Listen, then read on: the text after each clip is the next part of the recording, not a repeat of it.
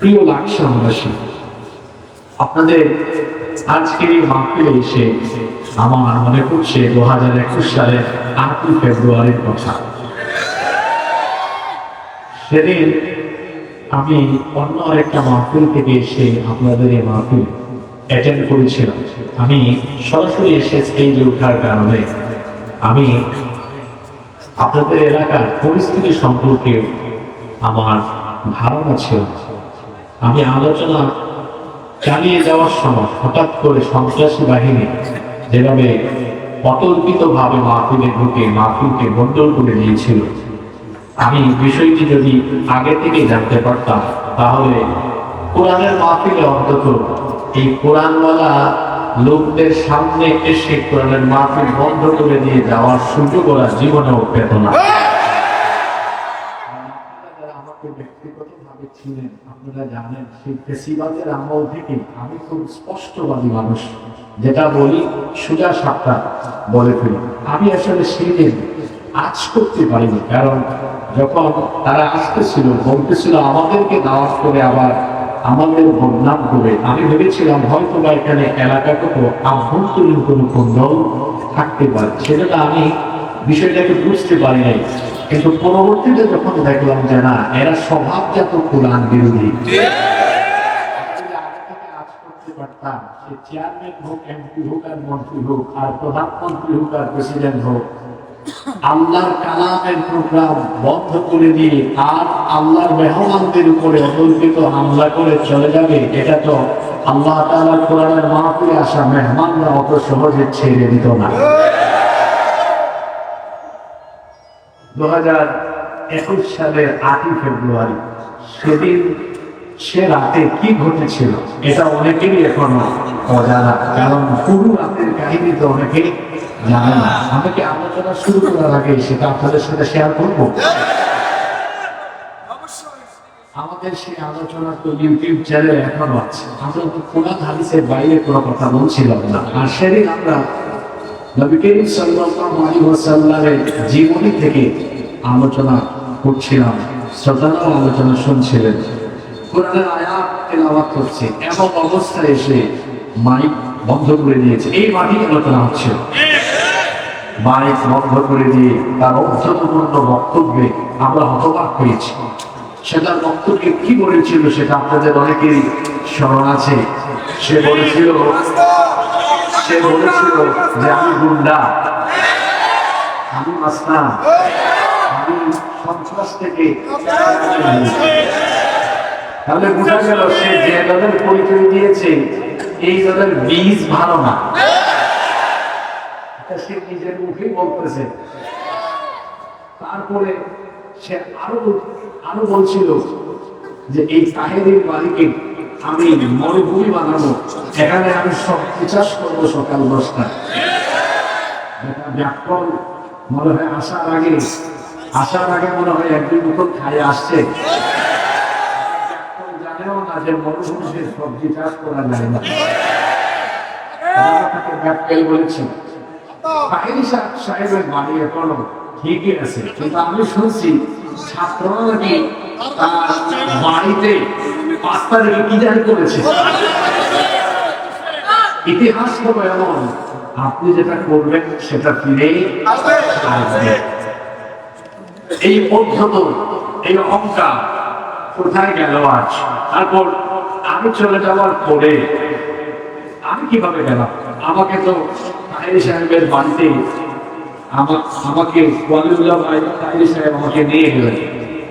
ওখানে যাওয়ার পরেও সেই বাড়ির দরজা জানালায় দেয়ালে এসে তারা গেল পাতারি আঘাত করছিল। আমার সফর সাথে ছিলেন জনাব আলমী ভাই, আমার সাথে আজকেও এসেছেন। তিনি দেখেছেন যে ওদের হাতে দেশীয় অস্ত্র ছিল। তারা ওই ঘরের ভেতরেও আমাকে হামলা করতে চেয়েছিল। আমি সেই সময় ট্রিপল লাইনে কল করেছি। ট্রিপল লাইনে কল করে লাকসাম থানার ওসি সাহেবের সাথে আমি ওই রুমে বসে কথা বলেছি। ওসি সাহেবকে বললাম, আমি তো আপনারই থানায় এসেছি, এইরকম পরিস্থিতির সম্মুখীন হয়েছে। তখন ওসি সাহেব আমাকে বললেন, কি বলেন? আমি তো কিছুক্ষণ আগে আপনার বক্তব্য লাইভে শুনছিলাম, এখন কি মাহফিল বন্ধ হয়ে এই পরিস্থিতি? আমি বললাম না, আমি আপনার কাছে ফোন করেছি যে এই পরিস্থিতি থেকে যেহেতু আপনার থানায় আমি এসেছি, আমাকে একটু সেফলি আপনি এখান থেকে নিয়ে যাওয়ার জন্য চেষ্টা করেন, এই কারণে আমি আপনাকে ফোন করেছি। ওসি সাহেব বললেন ঠিক আছে, আমি ব্যবস্থা নিচ্ছি। সেদিন পুলিশও আসতে কিন্তু অনেক দেরি করেছে। তারা কি আসতে দেরি করেছে না দেরি করানো হয়েছে এটা আমি আদৌ জানি না, আমি প্রশ্ন রাখছি। এরপরে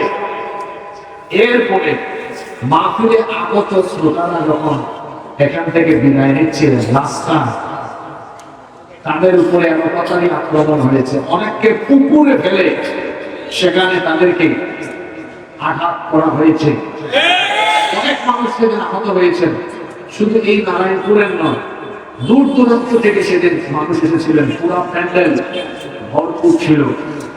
এমনকি মসজিদে ঢুকে কয়েকজন আশ্রয় নিয়েছে, মসজিদে ঢুকেও তাদের উপরে আক্রমণ করা হয়েছে। কয়েকটা ছেলে আসছিল আজকে, আমি আসার পরে দেখা করে গিয়েছে। সে বলতেছে আমাকে হুজুর মসজিদে ঢুকেও মেরেছে। শ্রোতাদের মোটর সাইকেল জ্বালিয়ে দিয়েছে। ওদের তো ইতিহাস খুব একটা ভালো না, এরা চোর আর চামারের দল। অনেকের মোটর সাইকেল চুরি করে হাইজ্যাক করে নিয়ে গিয়েছে। আমি তো এই এলাকার মেহমান ছিলাম, সে কেমন জনপ্রতিনিধি, তার গুন্ডা পান্ডা লেলিয়ে দিয়ে আমার গাড়ি ভাঙচুর করে দিয়েছে। ওসি সাহেব অনেক দেরি করে আসলেন।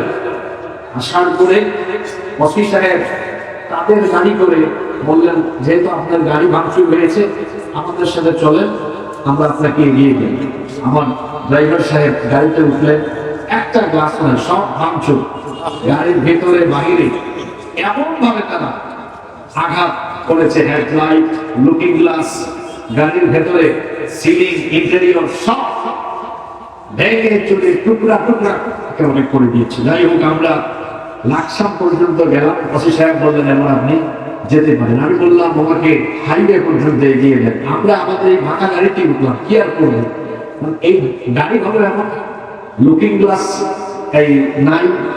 লুকিং গ্লাস ছাড়া গাড়ি ড্রাইভ করা কতটা রিস্কি চিন্তা করে। লুকিং গ্লাস নাই, ফ্রন্ট গ্লাস নাই, তারপরে সাইডে যে গ্লাসগুলো আছে ডোরের সাথে ওগুলাও নাই। মানে একটা খোলামেলা রিক্সা বলতে পারে হয়ে গেছে।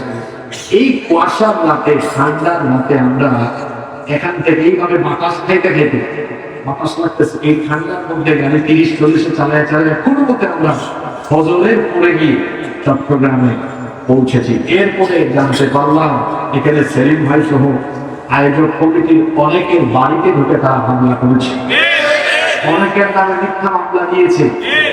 এই দাম্ভিকতা, এই অহংকার, এই জুলুম, নির্যাতন, এগুলো তো কোন জালেম মরার আগে তার শাস্তি উপভোগ না করলে আল্লাহর দেওয়া ওয়াদা কোরআনের এই কথা মিথ্যা হয়ে যাবে।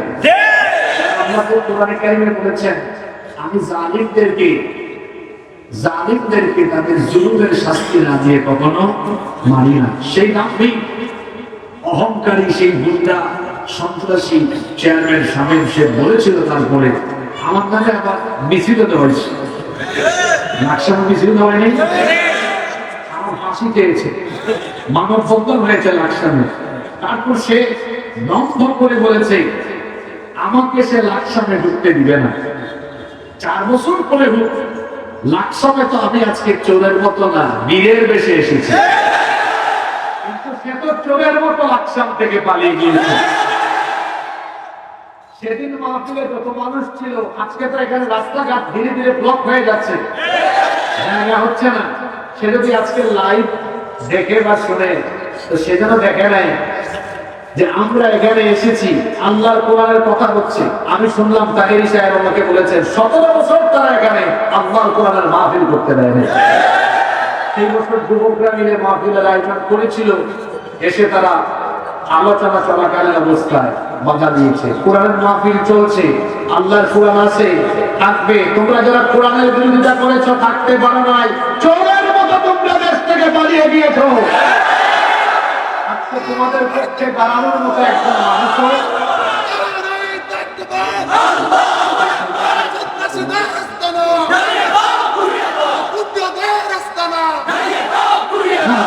কোরআন আমাদের মাহফিলের কোরআন হতে পারে না। জ্বালানো কোরআন ওদের কাজ, জ্বালানো কোরআন কার কাজ? ওদের কাজ। জ্বালানো কোরআন ওদের কাজ, আমরা জ্বালানো কোরআনের কথা বলি না। তবে ওয়াজ দিয়েও এই ৩৬কে আমরা ৩৬ মানে বুঝেন ৩৬ মানে কি? ৩৬ জুলাইয়ের পাবলিক যারা ৩৬-এর সেনাবাহিনী এখানে আছে না? ৩৬-এর বাহিনী আছে না? এই ৩৬-এর বাহিনীকে আমরা অনেক সময় দমাতে পারি না। কেমনে দমাবো বলেন? এই ৩৬-এর বাহিনীর গায়ে তো টকবকে তাজা রক্ত, এরা যুবক মানুষ। আমি তো প্রায় সময় বলি যুবকরা হচ্ছে স্রোতের মতো, স্রোতের সামনে যা আসে তা যেমন ভেসে যায়, তেমনি ৩৬-এর সামনে ৩১, ৩২, ৩৩ যাই আসবে সব একেবারে ভেসে যায়। ৩৬কে বুঝাবেন কি দিয়ে? তারপর আমরা এখন বুঝাই যে ভাঙা চূড়া আগুন লাগায় দেওয়া এটা আমাদের কাজ, এটা আমাদের কাজ। ওরা যেটা করেছে সেটার শাস্তি তারা পাবে, কারণ আল্লাহ তাআলার ওয়াদা, এটা কোন জালেমকে তারা ছাড়।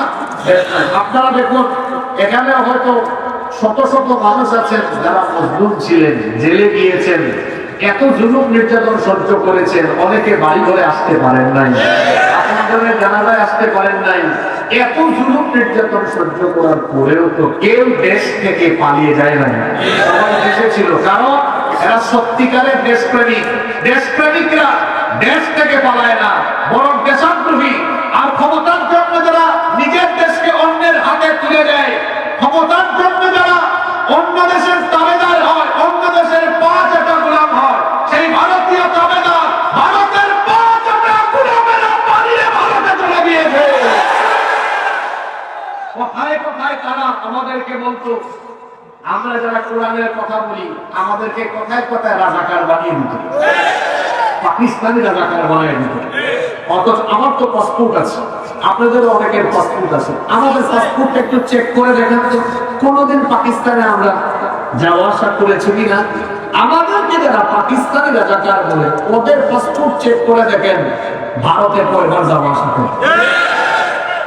আমাদেরকে যারা পাকিস্তানি রাজাকার বলে ওরা হলো ভারতীয় রাজাকার। আর আমরা যে রাজাকার নই, আমাদের দেশপ্রেমিকদের প্রমাণ আছে।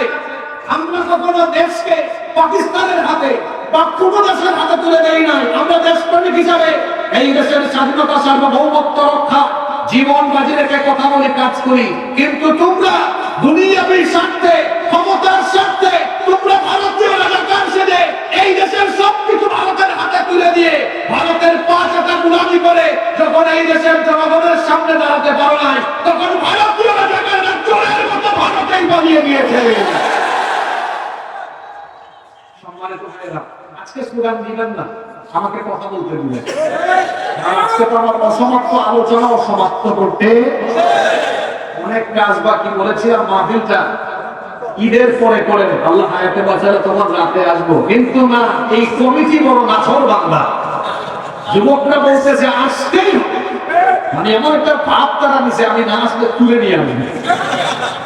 কি আর করা, যুবকদের কথা তো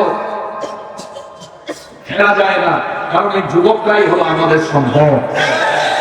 এই যুবকরা আমাদের দেশকে ভালোবাসে। এই যুব সমাজ যতদিন সঠিক পথে থাকবে এই দেশে ভিনদেশি কোনো তাবেদার প্রতিষ্ঠা হবে না ইনশাআল্লাহ। আল্লাহ আমার এই লাকসামের যুবক ভাইদেরকে দিনের জন্য কবুল করে নেন। সম্মানিত ভাইরা, অনেকের কষ্ট হচ্ছে, দাঁড়িয়ে আছেন, জায়গা হচ্ছে না। আহারে দেখেন, তারা চেয়েছে এই দেশ থেকে কোরআন আর কোরআনের আন্দোলনকে স্তব্ধ করে দিবে। এটি কিভাবে সম্ভব বলেন? এতগুলো মানুষ এখানে আপনারা এসেছেন, কাউকে টাকা দেওয়া হয়েছে, কাউকে খাবার দেওয়া হবে না, খাইয়া নিজের গাতের পয়সা খরচ করে দাঁড়িয়ে থেকে থেকে কষ্ট করে যে দেশের মানুষ কোরআনের জন্য পাগল পারা হয়ে দিক বিদিক থেকে পঙ্গপালের মতো ছুটে আসে, সেই দেশে কোরআন পাগল এই মানুষদের কোরআনের বিপ্লব ঠেকানোর দুঃসাহস কারো না। এই দেশে কোরআনের বিপ্লব হবেই হবে ইনশাআল্লাহ। আল্লাহ আমাদেরকে কোরআনের বিপ্লবের জন্য কবুল করেন। আপনারা কি আমাকে আজকে একটা সূরা তাফসীর শেষ করতে দিবেন? আজকে আমি খুব চমৎকার একটি সূরা থেকে আলোচনা শুরু করতে যাচ্ছি ইনশাআল্লাহ। এই সূরা থেকে আমরা যেন হেদায়েতের নিয়তে আলোচনা শুনে আমরা যেন কোরআনের নূরে মুনাওয়ার হতে পারি। আল্লাহ আমাদেরকে তৌফিক দান করুন।